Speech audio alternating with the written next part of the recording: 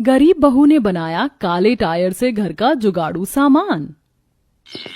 कांति रामपुर के एक छोटे से गांव में अपने परिवार के साथ रहा करती थी। कांति के ससुर और पति की पंचर की दुकान थी। गाड़ियों का पंचर बनाकर उनकी जो कमाई होती उससे ही उनका जीवन कट रहा था। एक शाम, क्या हुआ अम्मा, आप ऐसे छटपटाते हुए यहाँ से वहाँ वहाँ से यहाँ क्यों टहल रही हो? ये कमर का दर्द है ना, ऐसा लगता है किसी दिन जान ले लेगा। हमेशा कमर और पीठ में अचानक से दर्द होने लगता है।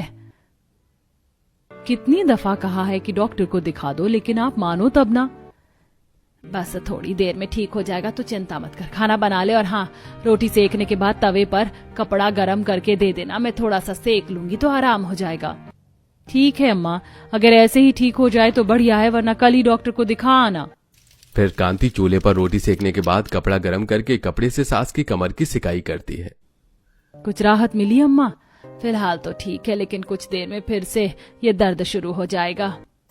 और ऐसा ही होता है। सिकाई की कुछ देर तक सुमित्रा जी को राहत रहती है और फिर से उनका कमर का दर्द बढ़ जाता है। वहीं शाम में जब दोनों बाप बेटे काम से घर आते हैं, सुनिए जी, कल ही अम्मा को गांव के सरकारी डॉक्टर के पास ले जाकर दिखा आइए। इनके कमर का दर्द दिन ब दिन बढ़ता ही जा रहा है। ठीक है। वही रात भर सुमित्रा जी कमर के दर्द से सो नहीं पाती और अगले दिन जयेश उन्हें डॉक्टर के पास ले जाता है। क्या आप जमीन पर सोती हो? हाँ जी डॉक्टर साहब, और कहाँ ही सोएंगे, घर में बेड नहीं है ना। जयेश, जमीन पर सोने के कारण माताजी को जमीन की सिट लगती है, यही उनके दर्द का कारण है। हो सके तो आप इनके गर्म बेल्ट ला कर दीजिएगा, इससे राहत मिलेगी। और हाँ, जितनी जल्दी हो सके बेड खरीद लो एक माताजी के लिए, वरना इनके कमर का दर्द बढ़ता ही जाएगा। क्या पता परेशानी और गंभीर बीमारी बन जाए। ये सुनकर जयेश और सुमित्रा दोनों चिंता में आ जाते हैं। जयेश साइकिल पर बिठाकर अपनी माँ को घर ले आता है। डॉक्टर ने कहा है कि माँ को जमीन की सिट लगती है, जिसकी वजह से उनकी कमर और पीठ में दर्द रहता है। अगर हमने उनके लिए गर्म बेल्ट और बेड नहीं लाया तो ये गंभीर बीमारी भी बन सकता है। ये तो बड़ी समस्या है। केवल गरम बेल्ट लाने में ही 2 से 3 हजार रुपए लगेंगे और बेड बनवाने में तो 20 से 30 हजार का खर्चा, और इतनी तो हमारे महीने और साल भर की बचत नहीं है। समझ ही नहीं आ रहा कि क्या करूं। ऐसे रोजाना कांति अपनी सास को दर्द से कराते देखती है और उससे अपनी सास का कमर दर्द देखा नहीं जाता। वो सास की खूब सेवा में लगी रहती है ताकि उनकी तकलीफ कम रहे। एक दिन पूरी रात सुमित्रा जी दर्द के कारण सो नहीं पाती और ये देख कांति बहुत परेशान होती है। अभी माँ के कमर में दर्द है, इतनी दिक्कत हो रही है। बाबूजी को भी कहीं सिट ना पकड़ ले, कुछ तो जुगाड़ करना होगा। अब ये बच्चे कहाँ गए? अभी तो यहीं थे, खाने का भी समय हो रहा है। कांति बाहर बच्चों को बुलाने जाती है तो वो देखती है कि बच्चे बड़े बड़े टायर से खेल रहे हैं। बच्चों, ये टायर कहाँ से ले आए? माँ, पापा ने दिया। ये टायर खराब हो गए थे ना, तो हमने खेलने के लिए पापा से मांग लिया। देखो कितना मजा आ रहा है टायर से खेलने में। मैं तो इसका घर बनाकर इसमें ही छुप जाऊंगी, फिर भैया मुझे ढूंढ ही नहीं पाएंगे, इतने सारे बड़े बड़े गाड़ियों के टायर के बीच में। नव्या की बात सुनकर कांति कुछ सोच में पड़ जाती है। अच्छा चलो, खाना खाओ, बाद में खेलना। कांति बच्चों को घर में ले आती है और पति की दुकान पर खाना लेकर जाती है। अजी खाना खा लीजिए, बाबूजी आप भी। और सुनिए ना, आज जो बच्चों को इतने बड़े टायर दिए हैं, और टायर हैं क्या? तुम टायर का क्या करोगी? हो तो दे दो। हाँ बहू, ये देख, ये खराब पड़े हुए हैं, लेते जा जो चाहिए। फिर बहू दुकान के पास ही पड़े एक खराब ठेले पर सारे टायर रखकर घर ले आती है। बहू ये क्या है? तुम इनका क्या करोगी? इतने सारे टायर हैं। आपके लिए बेड तैयार करूंगी माँ जी। टायर से कैसे बेड बनेगा? हम जब छोटे थे तो स्कूल में बेस्ट आउट ऑफ वेस्ट सिखाया जाता था और मैं इसमें काफी माहिर थी, लेकिन अब शादी के बाद पति बच्चे और गृहस्थी में लगने के कारण कभी इन सब जुगाड़ का ध्यान ही नहीं आया। अब देखो कैसे मैं आपके लिए इससे बेड तैयार करती हूँ, फिर आपके कमर और पीठ दर्द की परेशानी हमेशा के लिए खत्म हो जाएगी। जिसके बाद कांति सारे टायर को जमीन पर एक दूसरे से चिपकाकर डबल करके रखती है और उन्हें आपस में बांधकर जोड़कर बेड तैयार करती है और टायर के सारे ट्यूब निकालकर उन्हें काट कर आपस में जोड़कर उसके ऊपर का गद्दा तैयार करती है। माँ जी ये देखिए मैंने आपके लिए क्या बनाया है। अरे वाह मम्मी, ये तो काफी सॉफ्ट है। इस पे उछलने में कितना मजा आ रहा है। हाँ मम्मी, सच में इस पे तो उछलने में बहुत मजा आ रहा है, जैसे स्पॉन्ज हो। अच्छा अब हटो यहाँ से और दादी को लेटने दो। दादी की तबीयत ठीक नहीं रहती है ना, और जमीन पर बैठने और सोने से और तबीयत खराब होती है। माँ जी आप इस पे लेट जाइए अब। सुमित्रा जी बेड पर लेटकर देखती हैं। बहू ये तो वाकई काफी आरामदायक है। इस पे लेटने में तो बाजार वाले बेड और गद्दे से ज्यादा आराम मिल रहा है। लग ही नहीं रहा है कि तूने अपने जुगाड़ से तैयार किया है। शुक्रिया माँ जी, अब आप और बाबूजी इसी पर लेटना। मम्मी, अब हम भी दादी दादू के पास इसी बेड पर सोएंगे। नहीं बेटा, अगर तुम भी उस पे सोओगे तो दादी दादू को जगह ही नहीं मिलेगी और फिर बहुत ज्यादा कंजेस्टेड हो जाएगा। आप हमारे साथ ही सोना। वहीं शाम में जब जीवन और जयेश भी जी घर आते हैं, बहू का बनाया टायर का जुगाड़ू बेड देखकर बहुत खुश होते हैं। तुमने तो कमाल ही कर दिया भाग्यवान, कोई सोच ही नहीं सकता कि टायर का भी बेड बनाया जा सकता है। मानना पड़ेगा तुम्हारी जुगाड़ को। यह तो बड़ा आरामदायक है। क्यों भाग्यवान, मजा आ रहा है ना नए बेड पर सोने में? आप तो और हो, जब देखो तब फिर की लेते हो। दर्द हो रहा है वो नहीं देखते। माँ जी चिंता ना करो, अब जल्दी ही आपकी परेशानी दूर हो जाएगी। फिर सभी खाना खाते हैं और कांति सबके लिए जमीन पर बिस्तर लगाती है। मम्मी, मैं जमीन पर नहीं सोऊंगी, मैं तो दादी और दादू के पास ही सोऊंगी बेड पर। मम्मी, मैं भी दादू के पास ही सोऊंगा, जमीन पर नहीं, बेड पर ज्यादा आराम मिलता है। बेटा दादी को कमर की प्रॉब्लम है ना, आप साथ सोगे तो परेशानी होगी। बेड इतना बड़ा नहीं है कि 4 लोग आराम से सो सके। आप हमारे पास सो जाओ, बदले में जो बोलोगे मैं वो कर दूंगी। पक्का?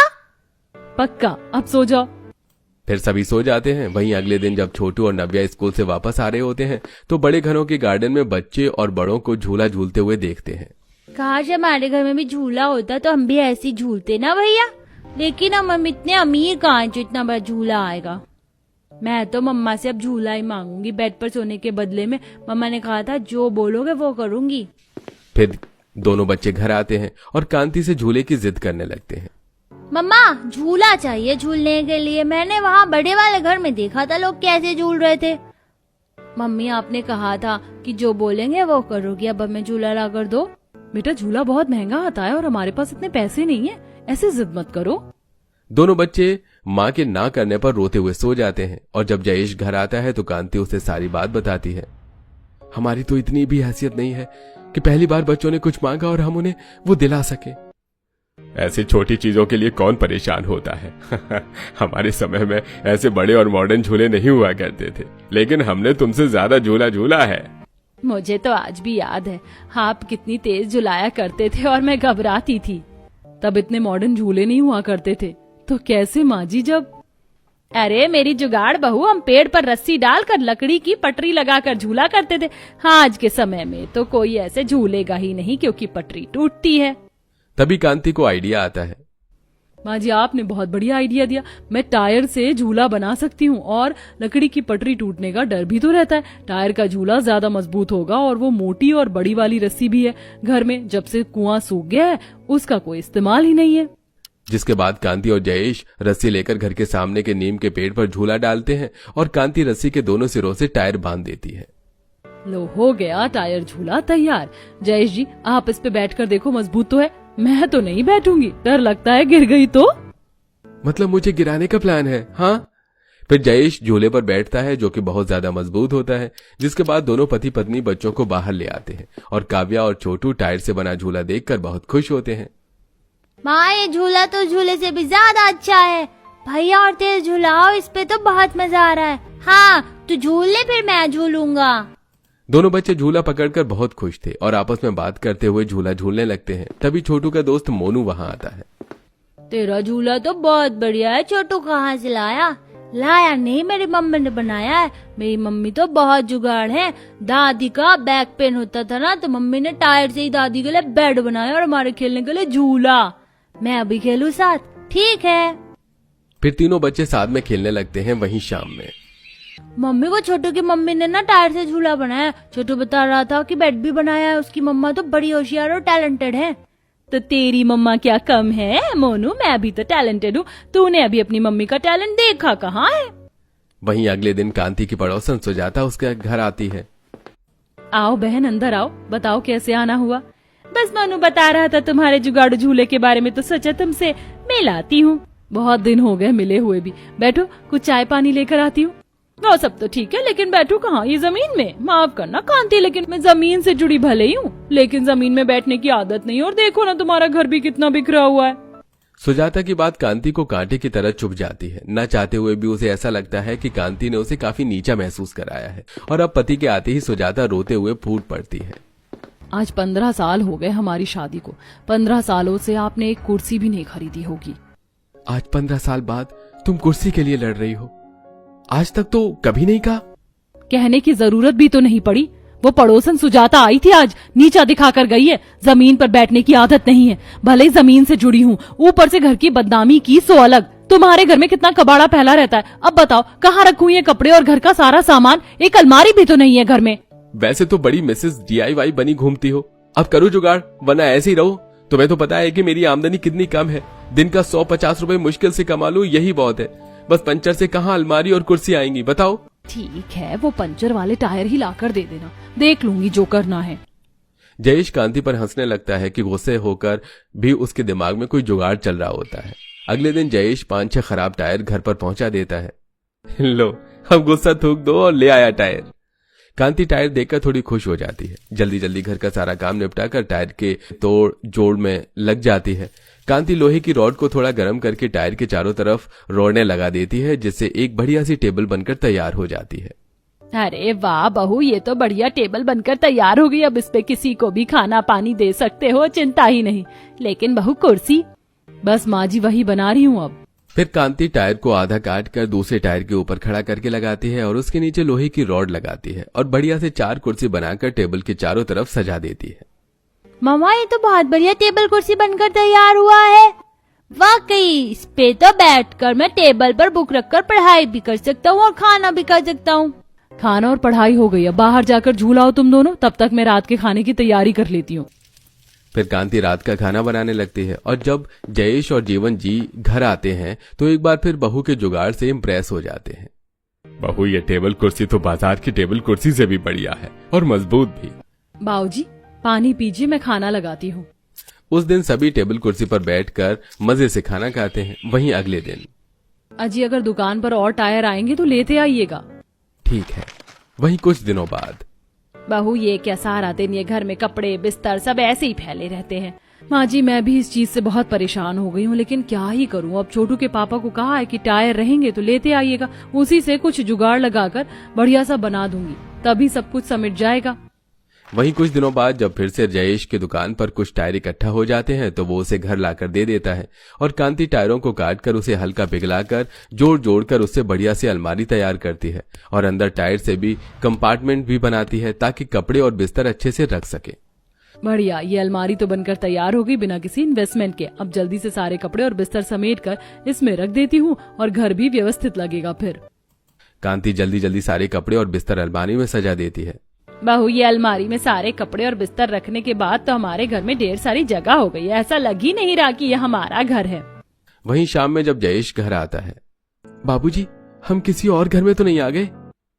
अरे नहीं बुद्धू, ये तो हमारा ही घर है। आपने जो टायर लाकर दिए थे इस बार मैंने उससे अलमारी बनाई है और उसी में सारा सामान सजा दिया और घर एकदम व्यवस्थित हो गया। हम सब बड़े भाग्य के धनी हैं कि हमें कांति जैसी बहू मिली। घर को संभाल कर और अपने जुगाड़ से व्यवस्थित कर दिया है। जब से बहू ने जुगाड़ लगाना शुरू किया है तब से तो लाख रुपया का काम तो फ्री में ही हो गया। सच कहा जी आपने। ऐसे ही दिन बीत रहे थे। कांति आए दिन कुछ न कुछ जुगाड़ लगाती ही रहती थी। फिर एक दिन सुजाता घर आती है। आओ सुजाता बहन, आज तो मेरे घर से तुम ऐसे ही नहीं जाओगी। क्यों, कोई टॉप ले आई हो क्या? मैं तो बस ये बताने आई थी कि कल बच्चों के स्कूल में पेरेंट्स मीटिंग है तो साथ चलेंगे। अच्छा ठीक है, अब अंदर आओ, थोड़ा बातें करते हैं, पानी पीकर जाना। ठीक है। सुजाता जैसे ही अंदर आती है, आज तो घर का नक्शा ही बदला हुआ था। ये कुर्सी टेबल ये टायर से बना हुआ है? हाँ टायर से बना है, मैंने बनाया है। लास्ट टाइम तुम बिना पानी पिए ही चली गई थी और मेरे घर में कोई भी आता तो बैठने उठने की जगह ही नहीं होती थी, इसीलिए फिर मैंने टायर से ही कुर्सी टेबल और ये अलमारी भी तैयार की है। तुम तो वाकई काफी जुगाड़ और टैलेंटेड हो कांति। माफ करना कि मैंने उस दिन तुम्हें ऐसे बेइज्जत कर दिया, लेकिन ये वाकई काफी मजबूत और सुंदर है। शुक्रिया सुजाता बहन। आज शुक्रिया से काम नहीं चलेगा, आज तो चाय पिलानी पड़ेगी। हाँ हाँ जरूर, क्यों नहीं। फिर कांति सुजाता के लिए चाय बनाती है और दोनों घंटों तक बातें करती हैं। चलो बहन अब जाती हूँ, मोनू सोकर उठ गया होगा, काफी देर हो गई आज। सुजाता के जाते ही, आज ही देखा आपने, आज इस सुजाता का बर्ताव कितना बदला हुआ था। सो तो है बहू, और ये सब तेरी वजह से ही संभव हो पाया, वरना ये पड़ोसन तो ढंग से बात भी नहीं करती थी। और देख, अब तो मेरी कमर का दर्द भी छुमंतर हो गया, बिल्कुल भी दर्द नहीं है। जब से ये बेड पर सोने लगी हूँ बहुत आराम है। शुक्रिया माँ जी। माँ देखो ना, ये गर्मी की वजह से कितने रैशेज हो रहे, बहुत खुजली हो रही है। अरे ये तो बहुत ज्यादा रैशेज हो गए गर्मी से। हाँ, मेरे भी पीठ और हाथ पर ऐसे हो गया, और हमारे पंखे से भी तो हवा एकदम स्लो आती है, और कितनी गर्म हवा भी देता है पंखा। एक परेशानी खत्म होती नहीं है कि दूसरी शुरू हो जाती है। पंखे की हवा पसंद नहीं आ रही है तो कूलर कहाँ से लाऊं? कांति एक बार फिर चिंता में आ जाती है। वहीं एक दिन जब कांति बाजार से सब्जियां लेकर लौट रही होती है तो उसे कबाड़ में एक कूलर दिखता है जिसपे पूरी तरह जंग लग गया होता है। भैया, ये कूलर चलता है क्या? अरे कूलर तो कबाड़ हो गया है दीदी, लेकिन हाँ इसके अंदर की मोटर अभी भी चालू है। कूलर का मोटर चालू है मतलब थोड़े से मरम्मत और नई बॉडी की जरूरत है बस। भैया कितने में दोगे ये कूलर? इस कबाड़ का क्या करोगी दीदी, एकदम बेकार है। अब चाहिए ही तो 200 रुपए दे दो, लेते जाओ। कांति 200 रुपए देकर कबाड़ी से कूलर घर ले आती है और फिर टायरों को जोड़कर कूलर की नई बॉडी तैयार करती है। जयेश जी, ये कूलर की बॉडी तो बन गई, बस पुराने कूलर का मोटर और फैन नए कूलर में फिक्स करना है। आपको तो थोड़ी बहुत वायरिंग वगैरह आती है, इतना काम कर दो। हाँ, लेकिन कूलर की हवा पहले मैं ही लूंगा। हाँ ठीक है, लेकिन करो इसे। फिर जयेश टायर से बने कूलर में फैन और मोटर फिक्स करके उसमें वायर जोड़कर उसे चालू कर देता है। कितनी बढ़िया हवा है इसकी, एकदम ठंडी ठंडी। मुझे बहू नहीं, जादूगरनी मिली है, एकदम जुगाड़ू। इस कूलर से तो वाकई बहुत ठंडी हवा आ रही है। कूलर की हवा में कुछ ही समय में पूरा घर एकदम ठंडा हो जाता है और अब सभी रात में चैन की नींद सोते हैं। वहीं बच्चों के रैशेस भी धीरे धीरे ठीक हो जाते हैं। ऐसे ही कांति अब आए दिन अपने जुगाड़ से कुछ न कुछ बढ़िया बनाती और कम पैसों में अपनी गृहस्थी चलाने लगती है। मम्मा, आप तो इतनी जुगाड़ू, आपका नाम जुगाड़ू मम्मा रख दे। चुटकी, बहुत बोलने लगी है तू। चुपचाप अपना होमवर्क करो, मैं थोड़ी सी कूलर की हवा खा लेती हूँ। गाइस, आपको मेरे जुगाड़ कैसे लगे कमेंट में जरूर बताइएगा। और हाँ, वीडियो पसंद आई हो तो वीडियो को लाइक करके अपनी जुगाड़ू दोस्त या फैमिली मेंबर के साथ जरूर शेयर करें।